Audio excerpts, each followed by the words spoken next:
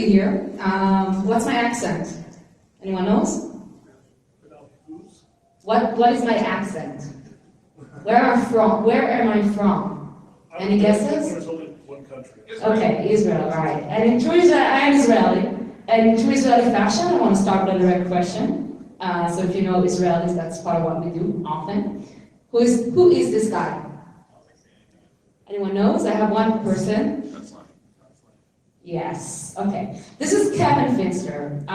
He is an esteemed and respected security researcher, and he found a vulnerability that, according to reports, leaked personal information of DJI consumers, according to the media reports. And at the time when Kevin has done this research, DJI, in fact, had an active bug bounty. They just launched a bug bounty.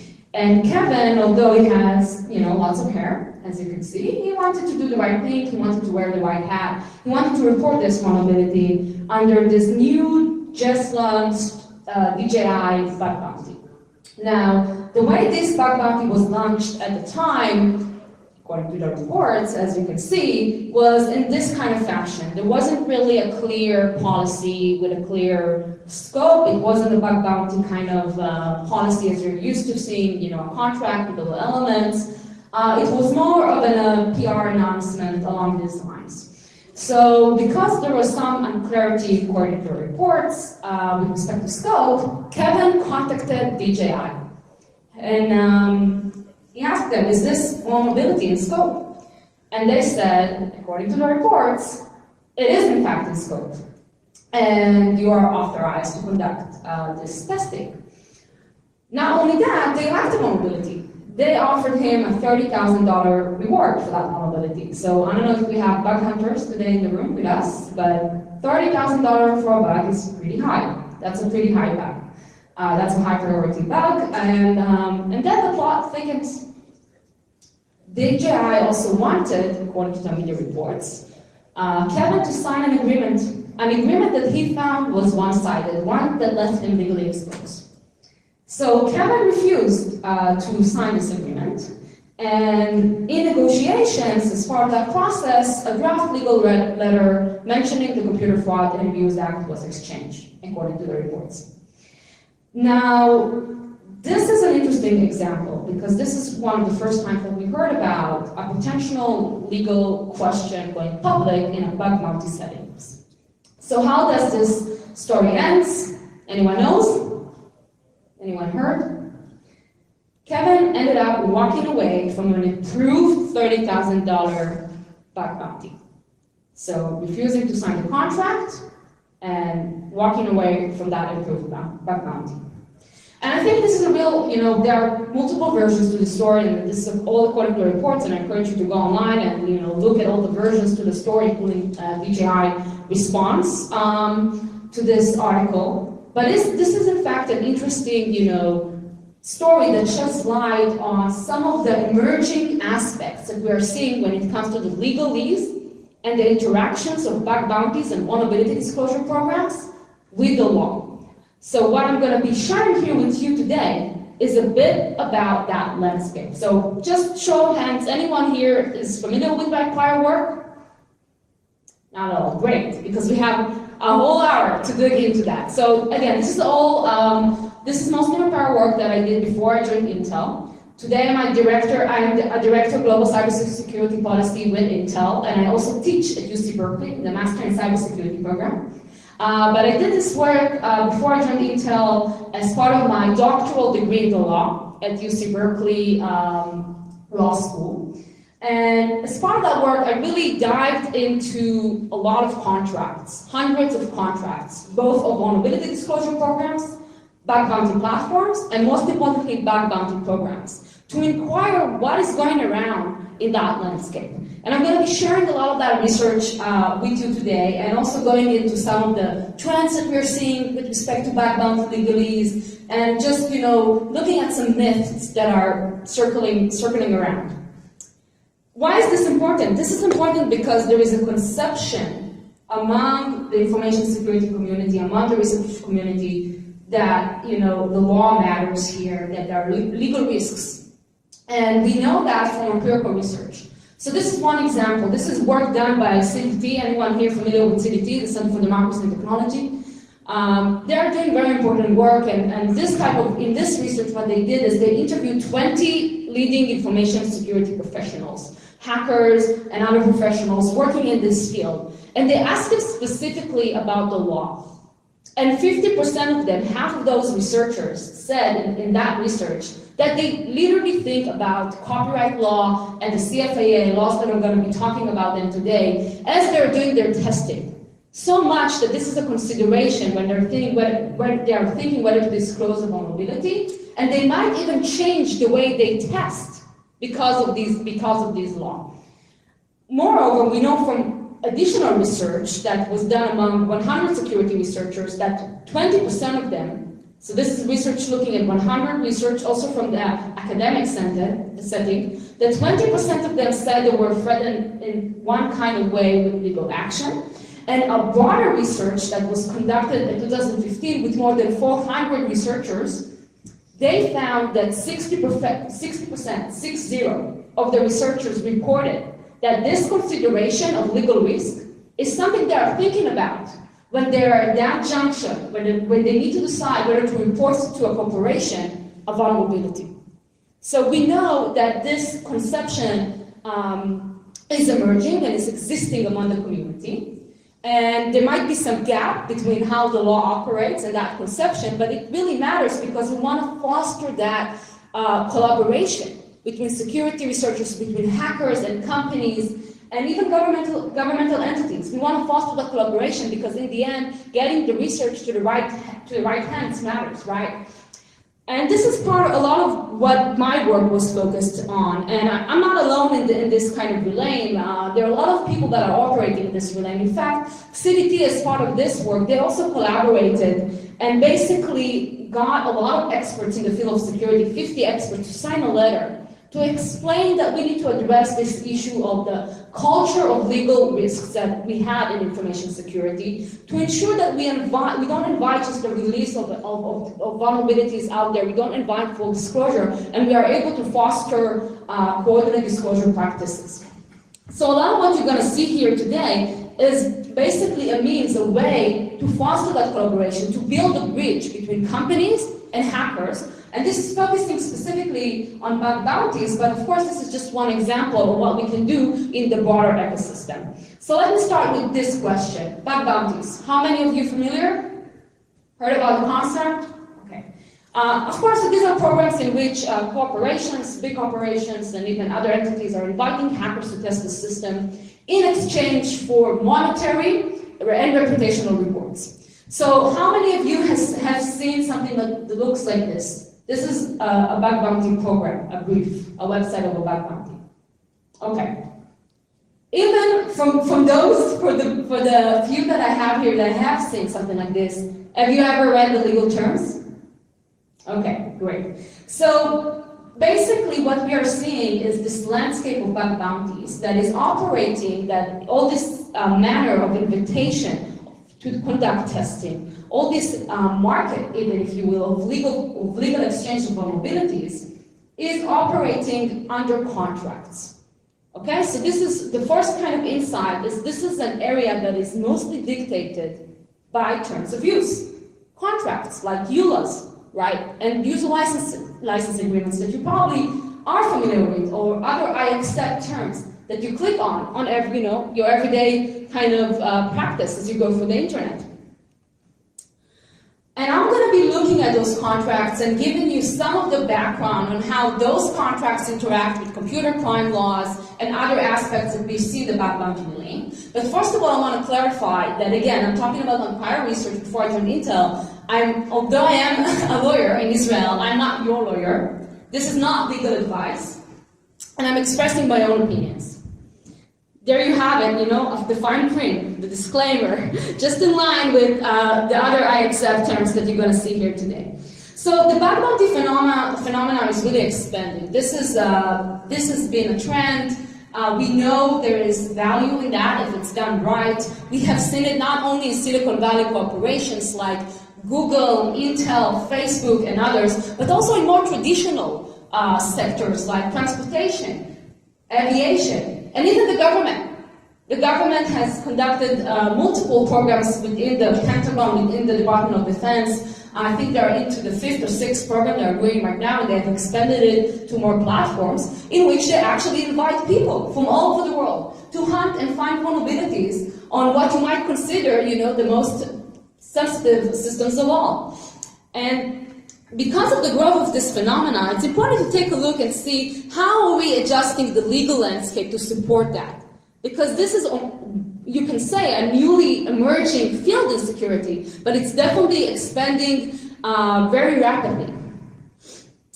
And I'm proud to say that Intel, the company that I work for, also has a bug bounty program that is very successful. So I, first of all, would like to invite you all cybersecurity professionals here in the room to hunt on our program. But the point is that we are seeing this expansion in multiple sectors, including in the hardware and firmware sector. And this is just one success story coming out of the bug bounty realm. So there are a lot of conversations around bug bounties, but what I love to kind of stress out the most is that the manner these programs actually allow us to develop the pipeline for cybersecurity. So this is Jack Hagel. Any of you know him? No, he's a great guy. I just met him a few weeks ago. Now he studies at Stanford. But this guy, Jack, before joining Stanford, right after basically graduating from his last year in high school, got to intern with the Pentagon. That's after he participated in multiple programs of the Department of Defense, literally winning all the best challenge points out there for the Hack the Pentagon, Hack the Army, and Hack the US Air Force programs. And what I best like about Jack is not only that he's a really cool guy, and this is a really interesting story about how bug bounties are being used to foster the pipeline and get people excited about security and even hire them in very untraditional ways, if you can think about it, but also because of this sentence. So Jack tells us that part of what he likes about bug bounties is he is able to participate, get paid for his skill set in a manner that is legal without having to hide his findings or to be worried about the legalese or the implications. And I think that is one of the major advantages of bug bounty. And that is why I want to make sure that as we are operating in this field, we also think about the legal aspects of it. And as I mentioned, a really cool story that because of that bug bounty participation, Jack got to spend 3 months before joining Stanford with the Pentagon. Okay. Now, another landscape that is really developing is the vulnerability disclosure landscape. And I want to make sure that I'm distinguishing between bug bounties and vulnerability disclosure programs. So the main difference between bug bounties, frameworks in which corporations are inviting external hackers to test their system in exchange for monetary rewards, and vulnerability disclosure programs, which are basically frameworks to create a channel of communication, a web page, a security ad email, a process in which you detail how you're going to address and receive vulnerabilities from external researchers that are reported to you without monetary rewards. That's a key distinction between vulnerability disclosure programs and bug bounties. Now, we're also seeing a major expansion in that lane because, believe it or not, regulators are actually pushing towards vulnerability disclosure programs. They are saying that you as a corporation, as part of your security maturity, as part of your reasonable security practices, you need to have that channel of communication in place so that when someone is finding something, they will be able to report it to you. And you need to have a process to handle that. Not only that, the FTC in 2 cases, so the main regulator for consumer protection in the United States, the Federal Trade Commission, actually mentioned this aspect, the need to have a vulnerability disclosure program, or the way they put it, a process, an adequate process in place to receive vulnerabilities in 2 cases, in which, yes, along with other circumstances, they viewed the lack of such process unreasonable security measure. So basically illegal under the law. Because of this expansion of vulnerability disclosure program as well, and the fact that it's supported by so many regulators out there, we are also seeing more and more of these policies accepted as well. And of course, they have legal implications. So let's dive a little bit into the law. Computer Fraud and Abuse Act, the main anti-hacking federal law in the United States. Familiar? Some of you are? Okay. There are a lot of misconceptions around the Computer Fraud and Abuse Act, and I do encourage you to learn more about it. If you're looking for a great resource, by the way, Leonard Bailey, who is one of the biggest experts out there, he's a special counsel to the DOJ Computer Crime Division, has a lot of talks from Black Hat and B-Sides Online, and he gives a really great overview of the law, including some of the things we're going to focus on today. So if you're looking, for something as an additional resource, that's one thing that is out there. So the Computer Fraud and Abuse Act, in a nutshell, the important concept you need to there are many things to think about, but really the core of that law is this notion of authorization. And the main language suggests that whoever intentionally accesses a computer without authorization, or in a manner which exceeds authorization, we're going to speak about that, and obtains information from a protected computer, that is defined pretty broadly to basically include any computer that is connected to the internet, because it's affecting commerce, shall be punished by this and that, etc. So this law has both criminal and civil liability. And if you look at the statistics that is provided by the Department of Justice, interestingly, there are not a lot of criminal cases that are using this provision against security researchers. There are really not a lot, maybe two, in all of the history of the CFAA. There is, however, an additional component of civil liability, which means that private parties can use the CFAA and sue other private parties, individual companies, employees, etc. That part of the CFAA is more litigated when it comes to this section. So what I want you to take away from here is this idea of authorization. Now, do we have any pen testers in the room? Yeah. So often in a pen test contract, what you will always have is consent to test the system.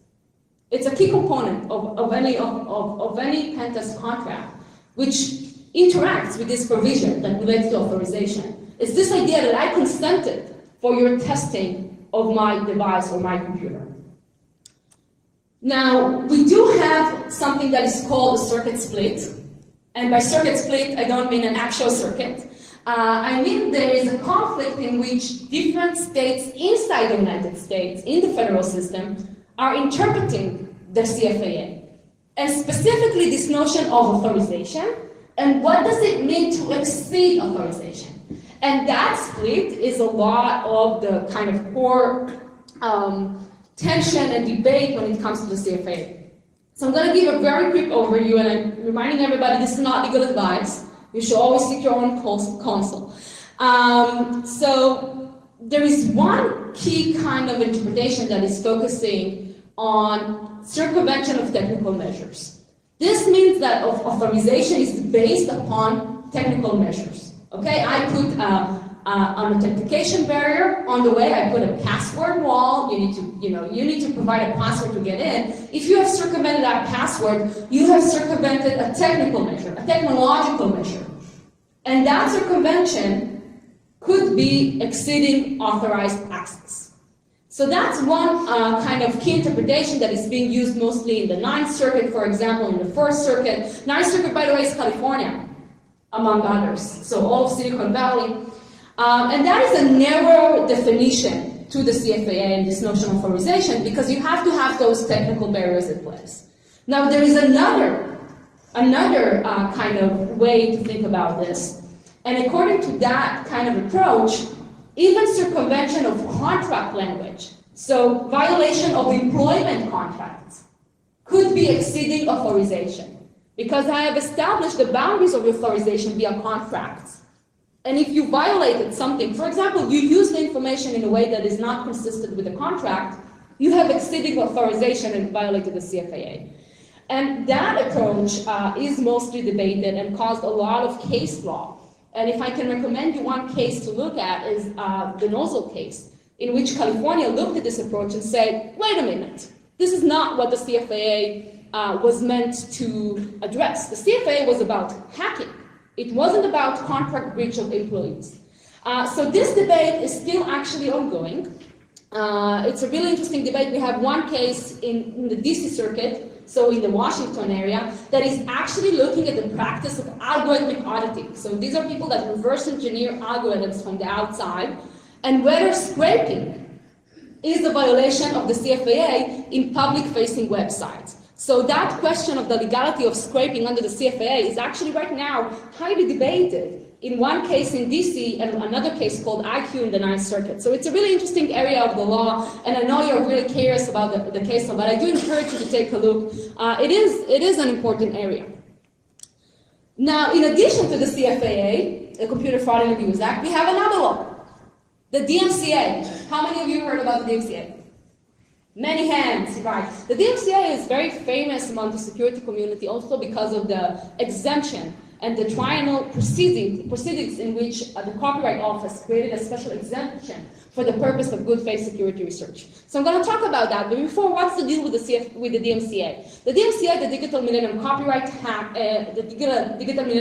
Act, has in fact a provision that is prohibiting the circumvention of technological measures that effectively control the access to software as a copyright-protected work.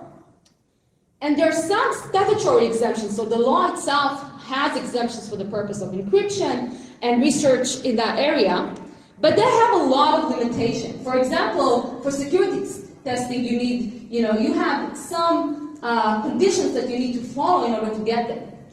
But the copyright, the law also recognized that with technology development and innovation, we might need new exemptions from this anti-hacking provision that we have in the copyright law. So they created a process in which people can go to the Copyright Office, to an administrator or regulator that is operating in this field, and tell them, give us an exemption for 3 years from this anti-circumvention provision for the purpose of doing something that we, the public, need, and is not really undermining copyright protection. And one of these exemptions that started already in 2015, really because of great work of many people, was actually renewed and expanded last year. So we do have an exemption from the DMCA, from that specific law. Remember, it only deals with the DMCA. It doesn't deal with the CFAA that's still operating in the background. And that exemption enables and fosters good faith security research, but it also has some limitations. Now, one of the key limitations was the device limitation. Originally in 2015, this was actually narrowly applied to consumer voting machines and automobile, among others, and also medical devices, but that device limitation was removed. So now this exemption is applying to many other devices as well, but there are still other issues like you need to lawfully acquire the device, you need to only engage in the practice solely for the purpose of good faith security research, you still need to not violate any other law, including the CFAA, we're going to talk about that, and you need to carry you need to conduct the research in a manner and in an environment that is designed to avoid any harm to individuals or the public, which is really the key concern. That's where we are so focused about code and vulnerability disclosure, because we want to minimize that harm, that potential harm for end users. So you see there are many conditions to this exemption as well, but it's already broader, it's applicable, and it was renewed once already in 2018, so I encourage you to keep following those proceedings and where that exemption lies. But most importantly, where does bug bounty gets into that discussion? Where does bug bounty interact with that discussion? So in that kind of relationship between all these laws, the key idea is authorization. Also in the context of the DMCA, the practice that you need exemption from is a practice that you originally didn't get the authorization of the owner for. If you have the authorization, the consent of the owner, then you do not need that exemption because you have the consent to test the system. And the way those laws are interacting is essentially the bug bounty terms are where we're going to see that notion of authorization playing out. Now, when I first conducted this research, I'm talking about a year and a half ago, when I was looking through terms of bug bounty programs, this notion wasn't as developed. We haven't seen a lot of bug bounty terms actually including specifically this idea of authorization inside their program and specifically authorizing access for the purpose of this law. But since then, industry has created standards in this area to really address this tension and use the contracts of the bug bounty to address some of the legal risks in order to not be reliant solely on the DMCA exemption that, as you saw, has multiple conditions that you need to address in order to get it.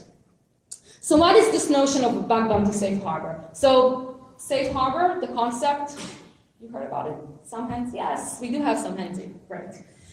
So this is the idea. The idea is, in a contract, I can give you authorization, and I can, in my contract, and in this case, in a bug bounty policy, include some provisions that will allow you to test and not basically feel that risk or be worried about the legal implications, because I specifically address those risks in a contract language.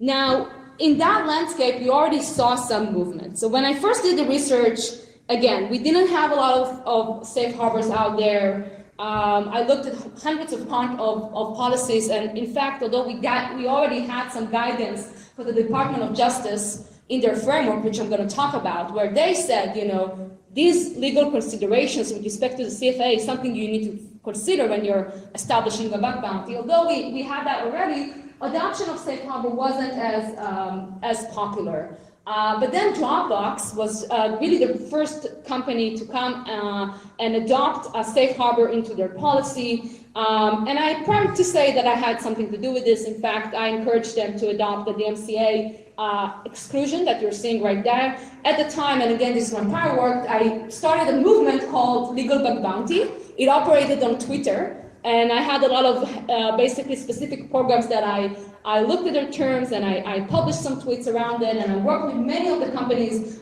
in Silicon Valley to foster more adoption of safe harbors into bug bounties. I'm going to speak a little bit about that. But what this is geared to do is basically take that contract of the bug bounty and specifically address this question of anti-hacking laws within the language of the bug bounty group.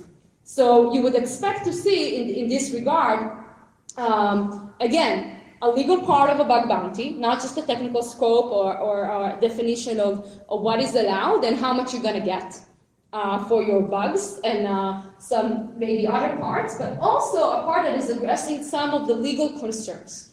And in that part, in some respects, we're now seeing more safe harbors, more of that language that specifically addresses the issue of legal risks. Now, why is this important? By the way, we do have some empirical research out there that looks at the market of bug bounties. And this is very important academic work that is done. If you're looking for a little bit, of academic work that can give you some insights about the real economics of that market, I really invite you to take a look at the work of Lazaka et al. Lazaka, Zhao, they have multiple papers in this area. In fact, they're my co-authors on future work, but I really recommend you to take a look. And one of their work looked at 77 policies from HackerOne as of January 2016. So yes, this is outdated work. I recognize that. 3 years in bug bounty industry is a lot. A lot has changed since then. But then at the time, they found that 17 from 77 analyzed policies had in fact that clause that suggests that the corporation will not take legal action if you follow the terms of the bug bounty. But they also found that having that clause from a statistical perspective didn't affect the crowd. So it didn't cause the crowd to change their behavior or to operate differently, just from a statistical academic perspective. So really interesting. But again, we are talking about a partial safe harbor, just an obligation not to pursue legal action, not authorization. And also we're talking about data from January 2016. One of the interesting things to see is how is this going to change now that we have seen such a movement in this area. We also know that sometimes policies have different, they have language that really relies on the reading capabilities of the reader. So they also use this index that is called, that is reading aids, that is used right in the academic perspective. And what they found is that the average readability score of bug bounty policies is around 40, which requires some college education. Now, it could be because there are a lot of technical terms in bug bounties, and it could be just because of how this academic index is geared to operate. But it's still very interesting because we really want to clarify that language and make sure that we are communicating in the best way possible. Okay, so what happened in this safe harbor movement? What we basically saw is more and more companies adopting this language, and I think one of the interesting things that we also saw is Tesla doing this really novel move. So again, I have to say that I did have something to do with this. In fact, Tesla gave me one of their challenge points, one of only 20 in the world, because of that interaction.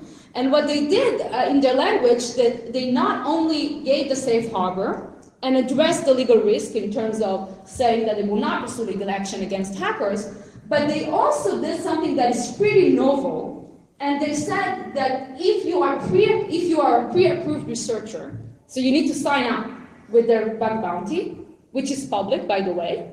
It's a public bug bounty, it's open to all, but for the purpose of this provision, you need to be a pre-approved researcher. If you sign up your Tesla as a bug bounty Tesla, and you have conducted testing, and something went wrong, because it could happen, they will fix it for free. If you follow the guidance of the program, and if you sign up yourself as a researcher, they will fix it for free. So they gave you waivers from the warranty limitations that they usually have in their EULAs, in the end user license agreement, for the purpose of the bug bounty. And that's one of the kind of novelties that we are seeing in this legal landscape, that is really recognizing that, especially when it comes to cars, for example, these are very expensive devices. So in order to foster that testing and that collaboration with the crowd, with the external community, they had to go and basically create this legal novelty, and I think they really deserve a huge shout out for that.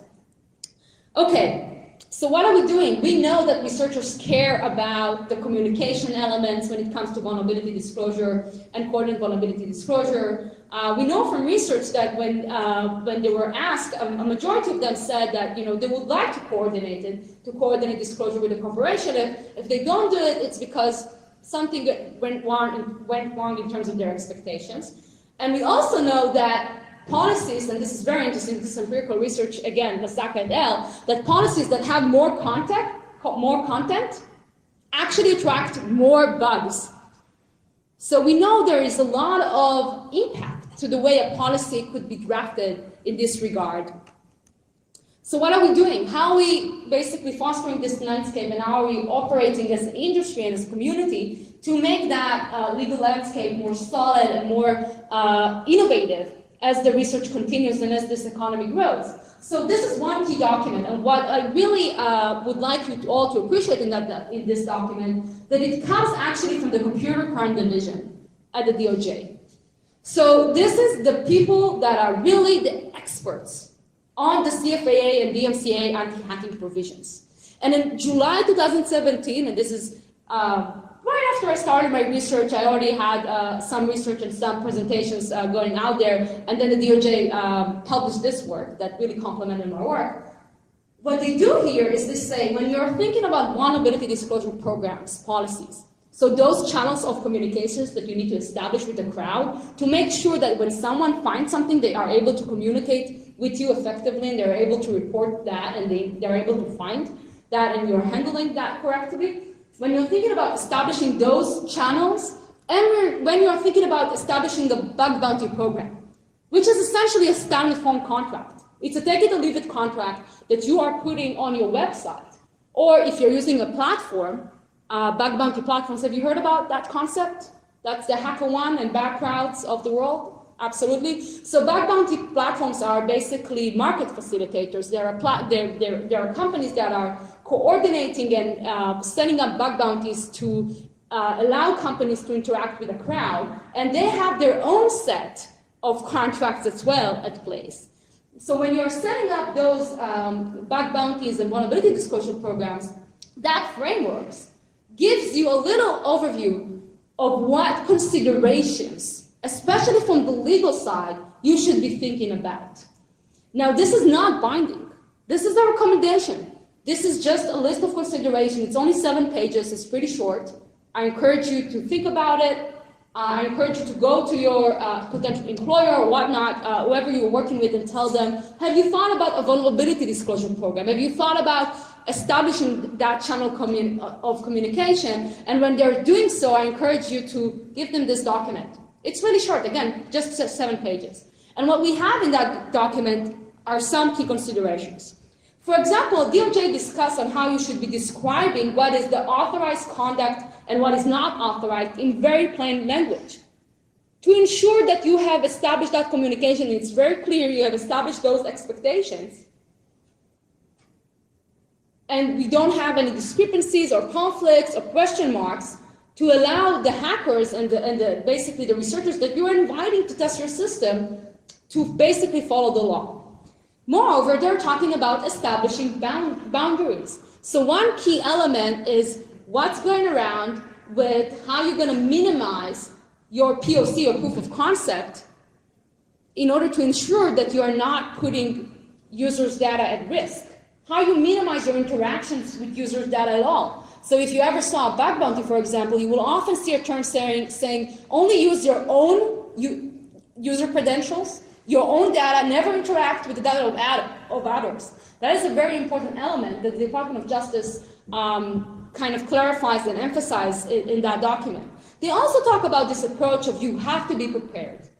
You have to be mature in order to do this kind of, to have in place these kind of programs.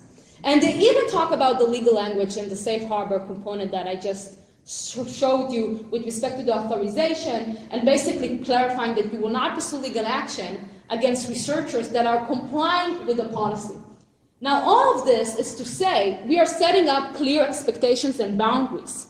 This doesn't mean that you have an approval to do whatever you want.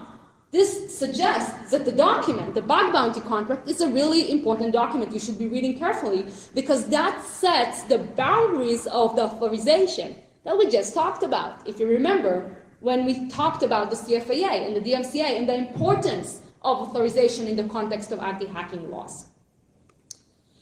In addition, this document also talks about scoping. So in a bug bounty, you will often see a technical scope, which is important, by the way. If you see a bug bounty without any scope, that should raise a question mark. Because this whole notion of scope, it's basically what am I inviting you to test? And when you are preparing that scope, you need to know what's going around in your scope in order to ensure that if you're providing a full safe harbor and authorization, you're actually in the legal position to do so, and you're not authorizing testing on other people's product. So this is this notion that you will need to consider what kind of components and data you are putting in scope that might implicate third-party interests. Now, you also need to set up this, according to the Department of Justice, according to this document, you also need to set expectation when it comes to proof of concept. So what are you exactly expecting from the Crown when it comes to the type of proof of concept that they are delivering to you? Where do you want the Crown to stop?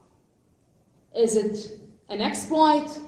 Or what is the level of kind of POC that you would like to see from them to ensure that you're protecting your users? Now, these are some of the considerations that you really need to drill on. And I mean, one of my key elements and my key messages to everyone considering bug bounties out there, especially if this is a bug bounty in which you are actively paying money for researchers and inviting them to test the system, to really think through the legalese. My prior work, again, that I've conducted 2 years ago, has showed multiple programs in which there was no legal part at all. How many of you, so there, we don't have a lot of hunters there, but the hunters here might not be surprised to hear that. They probably saw in the past a bug bounty with no legal part at all. Because that was a phenomenon out there, and I'm proud to say that, you know, since then the market really matured. There is excellent work done by DOJ, and other work that I'm going to share with you here, some more research around, but it was a thing. So one of my key messages is if you're a hunter, or if you are a program manager, or if you're considering anything along the lines, make sure that you consult your lawyer, because this has legal aspects that you need to consider.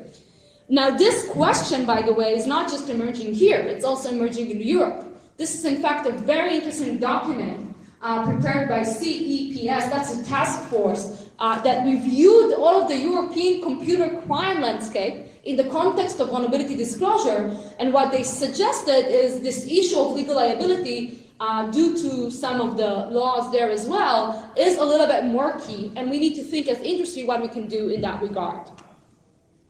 Okay, so again, as I mentioned, if you're not familiar with my work, again, before I joined Intel, this is some of my prior work. I tried to get industry, to push industry to adopt more safe harbors and basically standardize that landscape of the legal language of bug bounties. Now, you all are familiar with standards. How many of you are familiar with open source licenses? Right. Or Creative Commons, which is a general license that we have in the copyright community that allows access to work basically by enabling the owner to use one contract to waive some of their rights in their creation, although the law default is something else. Those type of license are operating as a standard, and because there is one contract, there are many benefits that are associated with that. And I'm going to talk about that. But my main kind of focus area in this work was actually to work with a lot of companies, again, to foster the adoption of these terms. And one way that I did that, with the help of Coin here, Brian, who is actually a CypherCon organizer, right? Or founder even, or not. Absolutely, that's amazing, is to create this legal bug bounty challenge coin reserved only for companies that at the time adopted a safe harbor. Okay. What I also did is to create this GitHub repository where I wanted to establish a language that lawyers of companies can take a look. Of course, people sought their own legal advice, but at least we had one language, one standards that people can take a look at, and was informed by the Department of Justice framework to consider when they are drafting their bug bounty policy. And I'm proud to say that GitHub recently adopted this language and created another fork of that language to kind of better situate the language as this landscape develops. And again, Dropbox also adopted this language. And the interesting thing here is that we see the crowd is taking a note. So Justin here, who's a great guy as well, he says, way to go, Dropbox, adopting this policy. I'm going to be hunting on your program because of this. Now, since I started this legal bug bounty movement and standard work, I collaborated with Background to start Disclose.io. Disclose.io is another standardization project in which all of you can take a look and check out their language. Seeks to create one language for bug bounty programs that is also addressing this legal landscape issue. It's open source, you can all use it. The interesting thing that Background also did is incorporate Disclose.io into their filtering system. So as a hunter, if you're a professional hunter and you want to take a look at programs that have language that includes safe harbor, you can actually filter in their platform for programs that have a safe harbor. I think that's one of the recommendations that I originally did in my prior work and in my law review paper, and they adopted it, and I think it's a great system and a great tool. And again, this standardization is key because then we have one language and we have one standard, and this really serves as a benchmark and reduces the information burden on the researchers or on the crowd and raises awareness towards this issue. And it also reduces transactional costs, drafting costs, right? Because you need to consult a lawyer, but at least we have one language that we can all try to think to agree on. Now, this type of work will actually be key as we see the expansion of bug bounties into new areas and new arenas. For example, Facebook's newly data abuse program that is focusing on using the bug bounty not to uncover security flaws, but to uncover privacy violations. In fact, I can also share with you guys that I'm a proud recipient of a $10,000 bug, not me alone, me and my co-authors from UC Berkeley, on a privacy-enhancing type of academic work. So as we are moving this bug bounty concept to new areas and new arenas, it will be important to also look at the legalese. So finally, and I'm about to finish up, I just want to put here on the screen some research, some basically websites and some data points. You can all seek and look for, if you're looking for more information from the DOJ framework. I also did a podcast with Daniel Bailey, again, a great expert on the CFAA from the Department of Justice, where we only focused on issues of deep bug bounty kind of legalese, including the interaction with extortion. There is a recent CFAA indictment that involved Linda, a subsidiary of LinkedIn, that in fact involved a bug bounty and someone coming through a bug bounty with an extortionate CFAA demand. It's a very interesting indictment. It's the first one that I'm aware of that has an interaction with the CFAA. So that's another thing to take a look at. And if you want to hear more about it, I think we discussed it a little bit at the podcast. I also put you here the links for that. Encourage you to take a look at our standardization work, Disclose.io and Legal Bug Bounty. And if you want to see my prior work in this area, you can check out this paper, Private Ordering Shaping Cybersecurity. I'm proud to say that I did negotiate that take it or leave it contract with the publisher. So that paper is going to be free, although it's part of a book, and is accessible to all on SSRM. And with that, I'm going to finish up this presentation. Thank you so much. And I hope you look for more information in this area. You can always keep the conversation going with me. Here's my handle, Amit Elazari. Really appreciate you coming here today.